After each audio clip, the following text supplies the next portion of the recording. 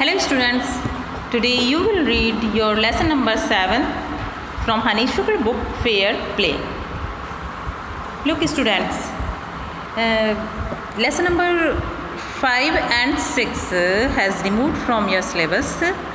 Now you will read your lesson number 7. Before you read,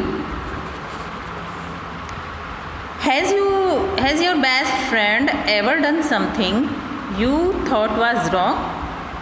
क्या कभी आपका मित्र कोई ऐसा जो आपको लगता है कि वो गलत है? What did you do then?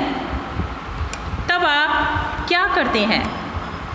Did you keep quiet? क्या आप चुप रहते हैं? और did your friend what you thought? या फिर आप अपने दोस्त को बताते हैं कि आपका विचार क्या है, आप क्या सोचते हैं? Read this story about two friends. ये स्टोरी जो है आपकी ऐसे ही टू फ्रेंड्स की है, दो दोस्तों की है. Who had to decide what was more important. जो डिसाइड करते हैं कि क्या ज़्यादा इम्पॉर्टेंट है, फ्रेंडशिप एंड एनिमिटी, शत्रुता होती है वो, और ए सेंस या फिर वो सेंस व्हाट इज़ राइट, क्या सही है, एंड व्हाट इज़ रॉन्ग, क्या गलत है.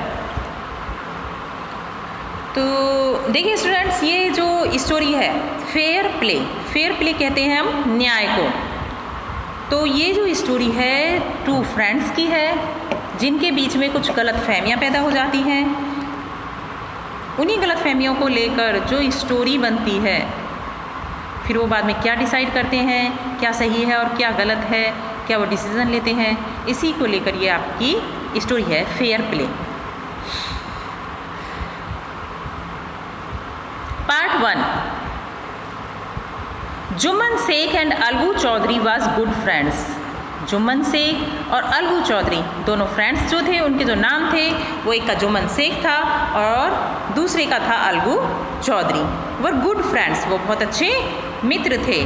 सो स्ट्रॉन्ग, इतनी अच्छी उनकी मित्रता थी. Was their bond of friendship, उनकी मित्रता इतनी अच्छी थी that when other of them went away from the village, कि उनमें से यदि एक भी गांव से बाहर जाता था, the other looked after his family, तो दूसरा जो मित्र था वो उसकी फैमिली की देखभाल करता था. जो भी कोई ज़रूरत है, कोई दुख या परेशानी, कोई बात है, तो वो उसकी फैमिली की देखभाल करता था. Both were greatly respected in the village, दोनों ही बहुत ही ज़्यादा रेस्पेक्टेड थे गांव में. जुम्मन शेख और अलगू चौधरी जो कि दोनों फ्रेंड्स थे. पैराग्राफ नंबर 2 देखेंगे. Jumman had an old aunt. Aunt कहते हैं आंटी को. देखिए चाची, ताई जो भी होती हैं इंग्लिश में उनको आंटी ही बोला जाता है. तो जुम्मन की एक चाची थी. हु हैड सम प्रॉपर्टी, जिनके पास कुछ प्रॉपर्टी भी थी. This she transferred to him on the understanding that she would stay with him and after her. तो जुम्मन की जो आंटी थी उनके पास कुछ प्रॉपर्टी थी. वो जो प्रॉपर्टी थी जुम्मन के नाम ट्रांसफ़र कर दी. वो इसलिए कि वो जो आंटी थी वो अकेली थी कि मैं जुम्मन के पास रहूँगी और जुम्मन मेरी देखभाल करेगा. The arrangement worked well for a couple of years, then the situation changed. लेकिन थोड़े दिन तक तो वो दोनों वो आंटी उनके साथ में रहती है, दोनों कपल उनको साथ में रखते हैं ठीक ठाक. लेकिन थोड़े दिनों के बाद क्या होता है, परिस्थितियाँ बदल जाती हैं. कुछ दिन तक तो ठीक चलता है सब कुछ, वो सही से उनको रेस्पेक्ट देते हैं, सही से रखते हैं, लेकिन कुछ दिनों के बाद वो परिस्थितियाँ बदल जाती हैं. Jumman and his family were tired of the old relative. Jumman और उसकी जो फैमिली थी वो अपनी उस ओल्ड आंटी से तंग आ जाती हैं, वो उनसे नहीं उनको अपने पास रखना चाहती हैं. Jumman became as an friend to her as his wife. Jumman were tired of old relative. Jumman became as indifferent to her as his wife, who grudged even the little food that the old lady wanted every day. जो थोड़ा सा भी भोजन उसकी जो वो old lady यानी कि चाची को बोला गया है वो डेली खाती थी, उनको भी देने में वो कतराने लगी थी। सी swallowed these insult। swallowed होता है निकलना, तो वो इस अपमान को भी मतलब बर्दाश्त कर रही थी जो उनकी चाची थी। Among with her food for a few month. कुछ दिनों तक तो उन्होंने उस अपमान को बर्दाश्त किया कि वो जो कतराती थी, उल्टा सीधा बोलती थी, उनसे खाना देते हुए भी तो उन्होंने बर्दाश्त किया कुछ महीनों तक। But patience has its limit. लेकिन देखो पेशेंस की भी अपनी लिमिट होती है। जब तक कोई दूसरा इंसान अगर कहता जाए तो उसकी भी एक लिमिट होती है, हमेशा हम उसको बर्दाश्त नहीं कर सकते हैं। तो यही परिस्थितियाँ उनकी आंटी के साथ आ जाती हैं कि जो जुम्मन की जो वाइफ थी वो उनके साथ अच्छे से नहीं बर्ताव करती थी, उनका जो बिहेवियर था आंटी के साथ सही नहीं था। पैराग्राफ नंबर 3 पे आते हैं। नेक्स्ट आपका ये पेज है।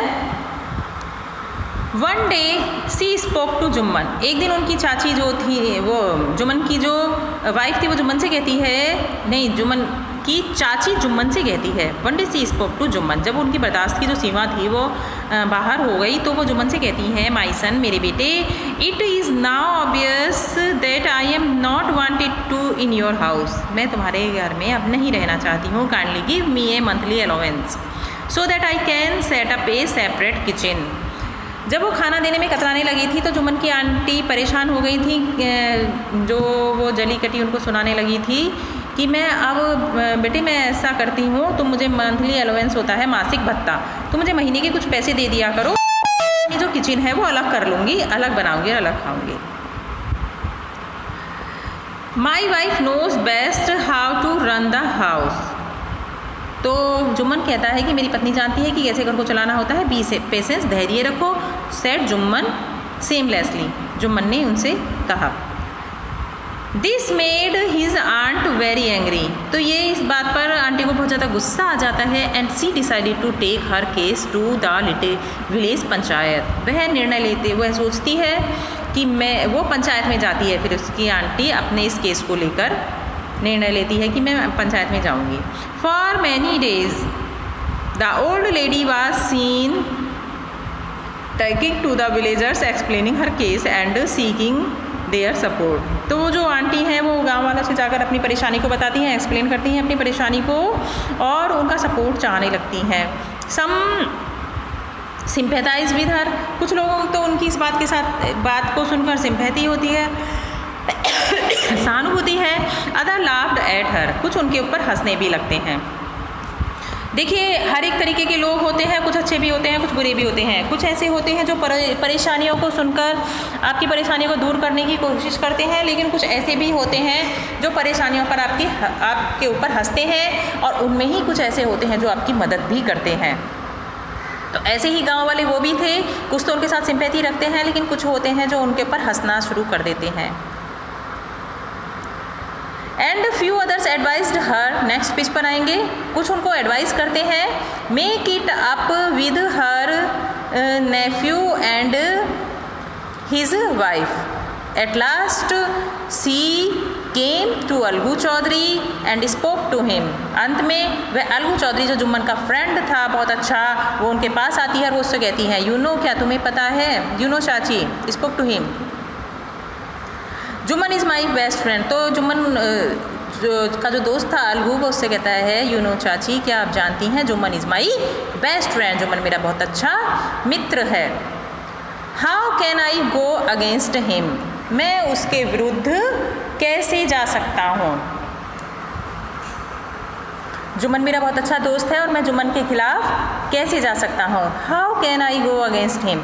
मैं उसके विरुद्ध कैसे जा सकता हूँ। जो वो पहले तो गांव वालों को अपनी जाकर सारी प्रॉब्लम बताती हैं। गांव वाले तो कुछ होते हैं जो उनके साथ सिंपैथी रखते हैं, कुछ होते हैं जो कहते हैं कि भाई हाँ ठीक है पंचायत में जाओ अपना केस रखो, लेकिन फिर वो बाद में अंत में जाती है अलगू के पास, क्योंकि उन्हें पता था कि अलगू जुम्मन का बहुत अच्छा दोस्त है। अलगू यदि जुम्मन को समझाएगा तो वो उसको समझ में आ जाएगा। लेकिन जैसे ही जुम्मन को अलगू को बताती हैं तो अलगू कहता है कि चाची आप जानती हैं कि जुम्मन मेरा बहुत अच्छा दोस्त है। How can I go against him. मैं उसके विरुद्ध या उसके खिलाफ कैसे जा सकता हूँ। सैड अलगू ने कहा, बट इट इज़ राइट, लेकिन ये सही है।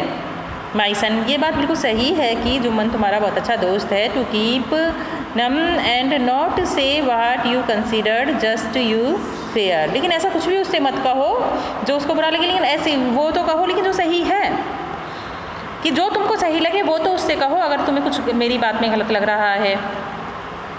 प्लीडली द ओल्ड लेडी, तो जो वो ओल्ड लेडी थी उन्होंने उनसे कहा, come to the panchayat and speak the truth, panchayat में और जो भी है सच कहो। सी सेड, उसने कहा। अलगू डिडंट रिप्लाई, अलगू ने कोई भी जवाब नहीं दिया।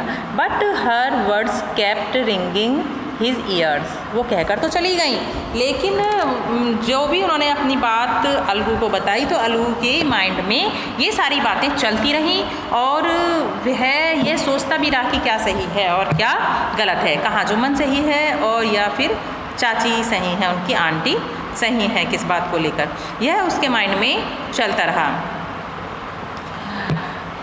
तो ओके स्टूडेंट्स, ये तो जो था ये सारी ये चाची की जो प्रॉब्लम थी ये आकर वो फिर पंचायत में लेकर जाती हैं।